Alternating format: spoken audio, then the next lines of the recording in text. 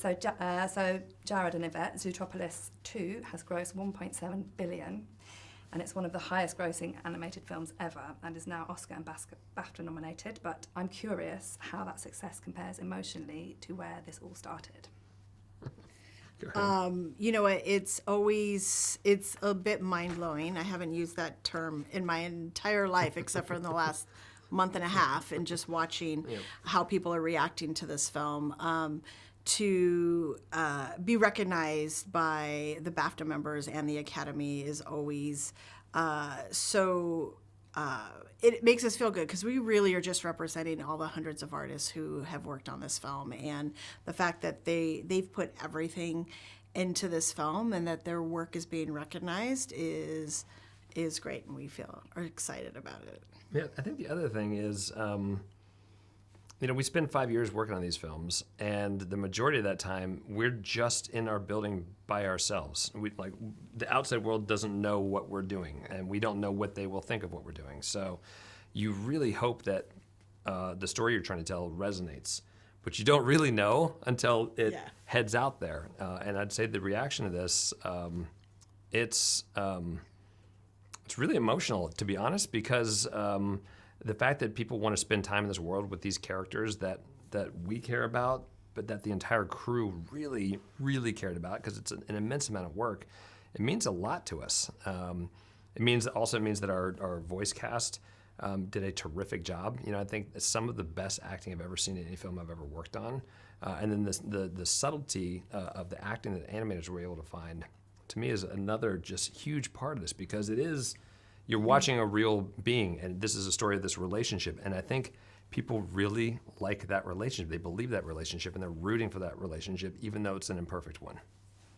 Excellent. So Jared, you've grown a lot as a storyteller since the first film. What's the biggest lesson you brought into Zootopia 2 that you didn't have back then? Make sure that Yvette is the producer. That's the biggest thing I learned. Honestly, I'd say the biggest lesson that I learned in the first Zootropolis film was to explore more and to be less rigid in terms of holding on to story ideas, and to trust the process and the collaboration. On the first one, there's some sticking points in the story that I really was like, we're going to protect this, and this has to be in the movie forever.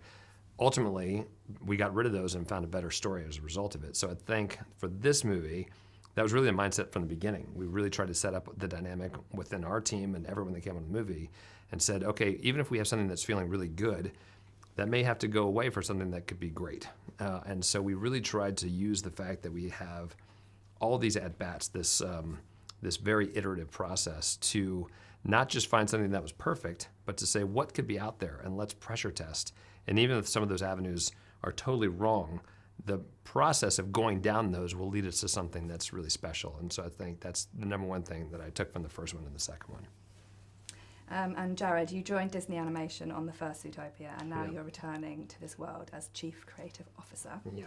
Did this feel like a full circle moment, or did it feel like a completely different kind of pressure? Certainly a completely different kind of pressure. I think there's a wonderful thing at Disney Animation, which is you really aren't doing these things alone. It truly is collaborative in a way that I think that a lot of people can't fathom.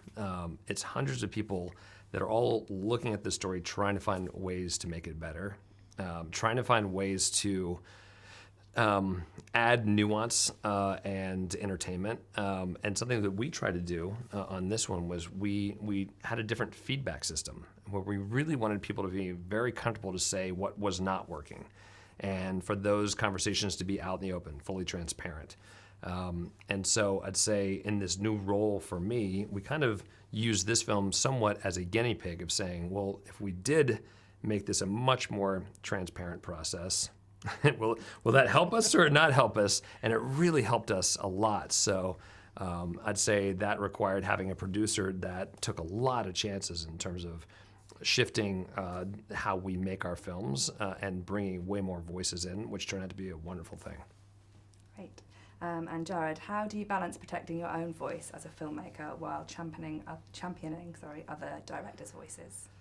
Well, I think I definitely am at Disney Animation because someone took a chance on a voice that was not theirs, meaning I had that job because Byron said, I want to bring this guy in there and allow me to be me. And that's something that I really think about a lot. I think that our films are meant for the entire world. As a result of that, I think you want different voices to put out into the world. And those voices have to be from a lot of different places. And so I'd say I certainly have specific sensibilities in terms of emotion and entertainment and world building and character. But the way that someone executes that, the more personal it is, the better. And I find that as we're looking to the upcoming stories, we have some filmmakers with some really unique points of view.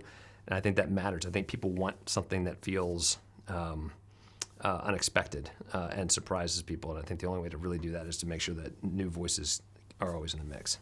Brilliant. And Yvette, can you talk about your journey working on Zootropolis to now becoming a producer on so many Disney animated movies, including Zootropolis 2? Yeah, I've been at Disney for almost 30 years now, and when I started, I had no idea. I didn't know these jobs existed before I came to Disney, and I started as a temp employee, kind of filling in for an assistant who had left, and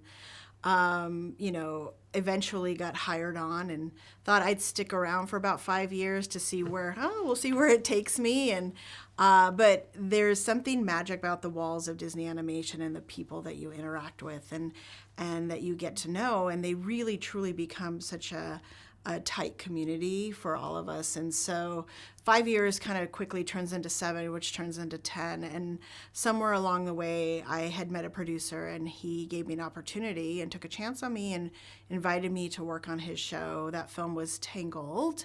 And I managed the editing department and had the opportunity to work with Byron for the first time. And I fell in love with it, and suddenly I knew, I was like, oh, I know what I can do with my life. And so I really just kind of wanted to learn, and I was a student of it all and trying to understand every single aspect of the filmmaking process.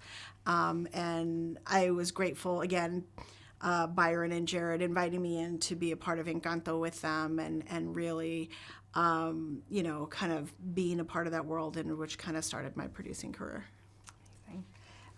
So, Yvette, you were there on Zootopia from the beginning, and now you're producing at the highest level of Disney animation. When you look back, what part of the first film most shaped the producer you are today? Yeah, I think, I was a big fan on the first film. I was working with Jared on the original Moana at the time, and this is where Jared and I first got to know each other. And so I loved the world that was created and the fun that lived in all of it. And really just kind of through, that experience and kind of working on other films, coming into Zootropolis, I knew it was this world that was loved by so many people, but also a world that was very full and very complicated and full of a lot of characters. And so it really was one of the things that helped kind of get all this done was this great relationship that Byron, Jared, and I had kind of that has developed over the years, and really trusting each other. And Jared is great at amazing things and kind of creating these worlds and these stories and writing these scripts, and Byron is great at many things, and I feel like I have my specialty, and we all kind of respect that about each other. And so really I think it was coming up to everything kind of leading up to this film was all kind of building up our relationship and that trust, which helped us kind of get it all done. Great. And so from a producing standpoint, how do you protect the heart of the story when there are so many voices involved, especially on a sequel with expectations this high?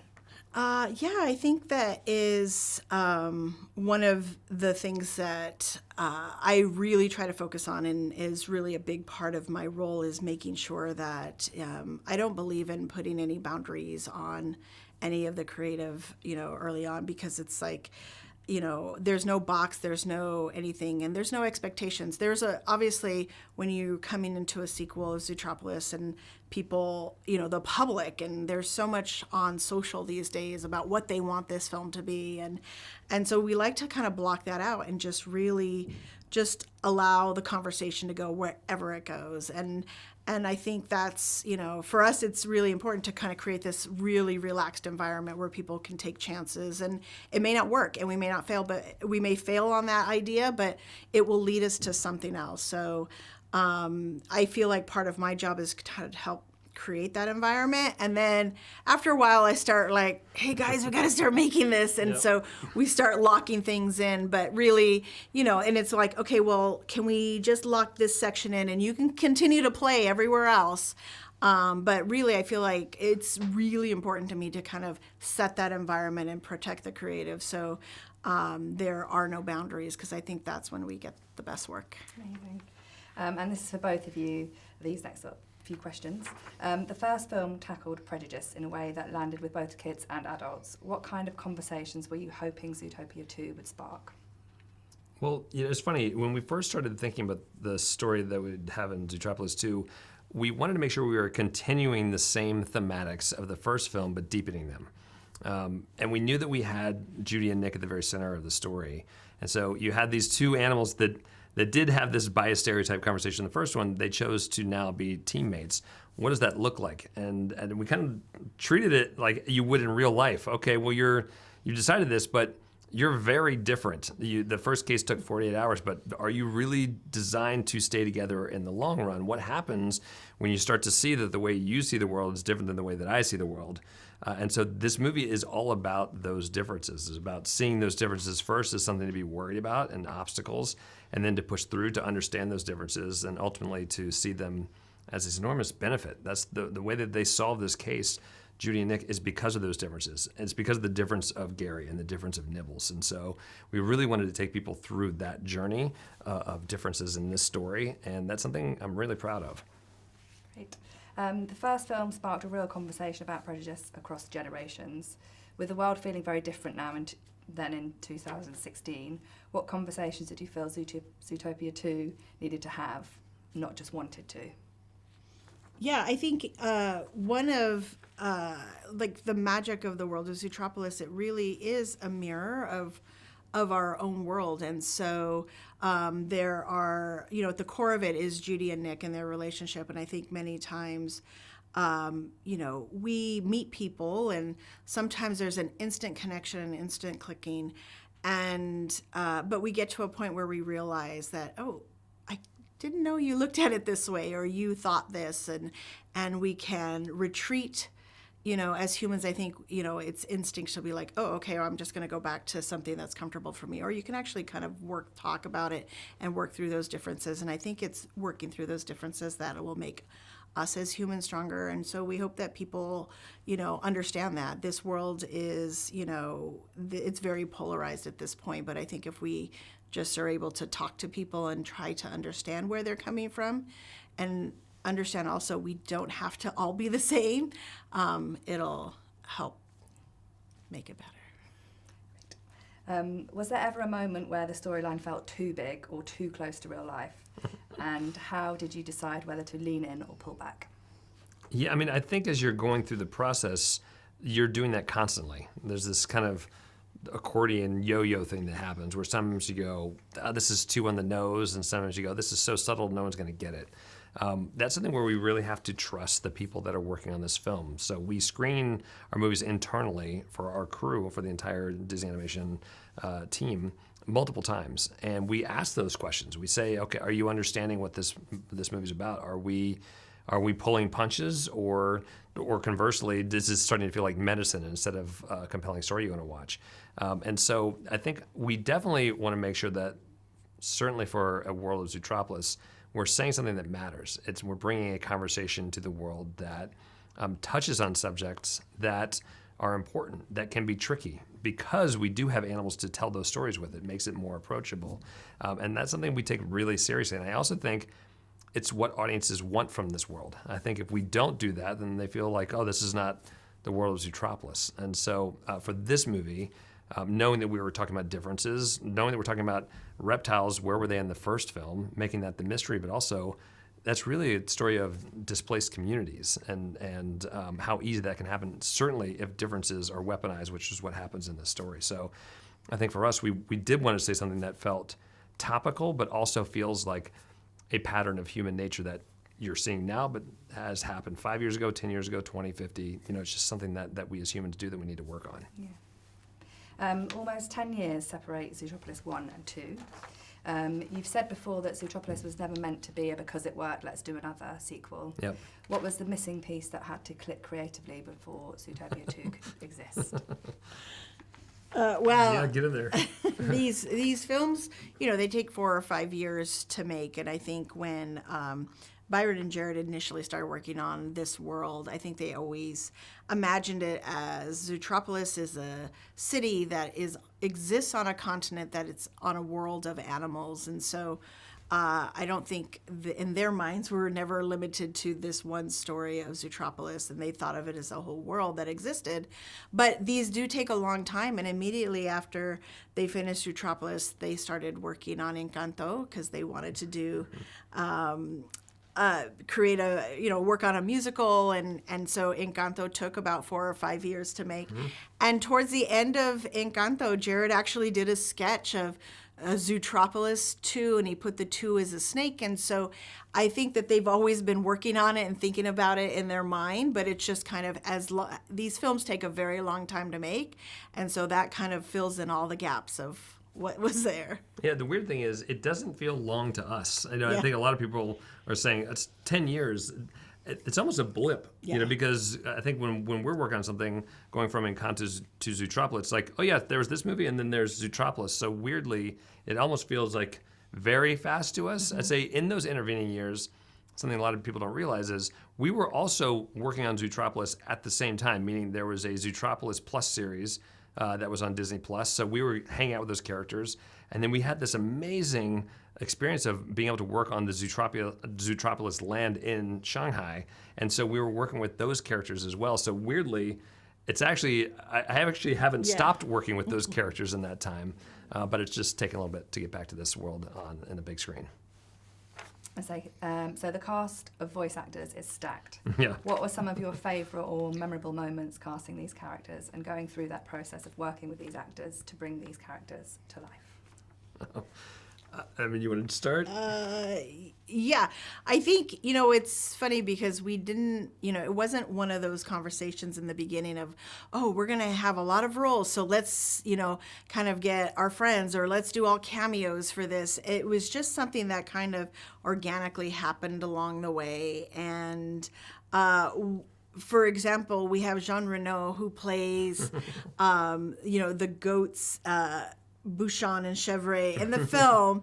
And it was one of those things we were talking about. I was like, oh, we need to cast them. Who are you guys thinking? And Byron and Jared were like, well, somebody like Yvett Merino.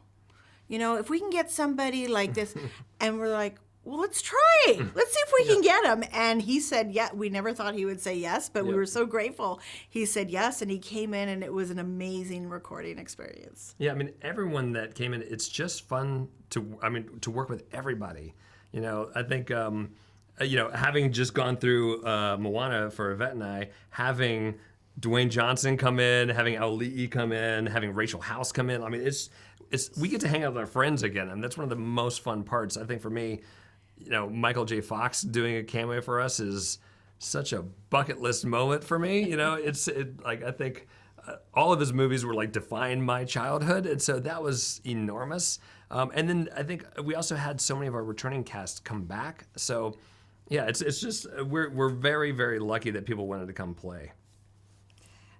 So some of my personal favourites include CM Punk and Roman Reigns as the Zebros. Were you aware that CM Punk versus Roman Reigns is probably this year's WrestleMania main event? I'd say we have an amazing casting department. Grace Kim is our head of casting, and she came. We said, okay, we're gonna have these Zebros, what could be a really fun pair? And she said, all right, what about CM Punk and Roman Reigns? And immediately we're like, oh my gosh, this is so perfect. What we didn't know is that they were, right as the movie was going to come out, that they would be in the ring battling each other. And I will say that one of the most ridiculous things I ever saw was them battling each other. At the end, CM Punk literally says to Roman, Zebros. And then Roman Reigns did it back, in real life. Oh my God, I couldn't have scripted that better. We're actually out of time, but if you try to just ask the last few questions. Sure. She's not here, I don't. So Michael J. Fox as Michael J. LaFox with the Back to the Future throwback, I think was also one of her favourites. But anyway, with younger audiences consuming so much vertical video content, do you see that format as a threat to long-form animation or an opportunity to explore characters in a smaller, more playful way? Oh, I don't. I have 3 boys, and so I see how they consume media, and they kind of consume everything. I'd say that something we found was a lot of this generation is looking for a shared experience, and so designing this movie for the big screen to get a lot of people there, I think actually scratched this itch that generation is looking for. So, I mean, I see it in news all the time that people are worried about short form versus long form. I think if you give people a reason to go to a theater, they're going to do it. They just need to have their expectations met or exceeded, and to put something out there that's going to be exciting for a lot of people. Just really quickly, Zootropolis 3, is it happening, and what can you tell us? Well, there's a scene at the very end of the end credits that kind of gives us a hint of where we might go in Zootropolis 3. But again, this is a world full of animals that exist and are living, and just like our world, I think that we've only scratched the surface of the stories that we can tell. So, Zootropolis 3, I don't want to say it's official, but I think there's hundreds of stories that could be told in this one. Okay, and so with the awards, you've both experienced winning a BAFTA and an Oscar for Encanto. Now that you know what the moment feels like, do awards still motivate you, or has your relationship with them changed? I mean, I think everyone needs to understand how surreal a moment that is. That's. I don't think that could ever be normalized. No. It's impossible. I will say that one of the most exciting parts about it is something that people don't actually get to see, which is when that happens, we get to go back to the studio, and everyone comes around to celebrate that together, and everyone gets to hold that award and take a picture with that award because it is such a team project. And so I think more than anything, that is the most exciting part of that, and that could never get old. And lastly, what was the first animated movie that had the biggest impact on you when you were a kid? I think the first one I ever saw in a theater, my parents took us to see a re-release of Bambi, and it was so beautiful, and to have that experience and to remember that. And then growing up, Beauty and the Beast was something that was always there in the background of, I would put it on VHS and just play it over and over again just to have it as I was kind of going through, my day. And so really those are the two that I think of. And for me, it's Jungle Book. I mean, I remember seeing that was the first movie I saw it in theaters. I remember seeing it just being blown away. I love the characters, the music. Another one that's like near and dear to my heart is The Rescuers. That was like, I just loved the interplay. I think it's one of those great partner movies. A really fun world, crazy, crazy villain in that, and I loved it. So, and also animals. So, I like my animals. Amazing. Thank you very much. Thanks so much.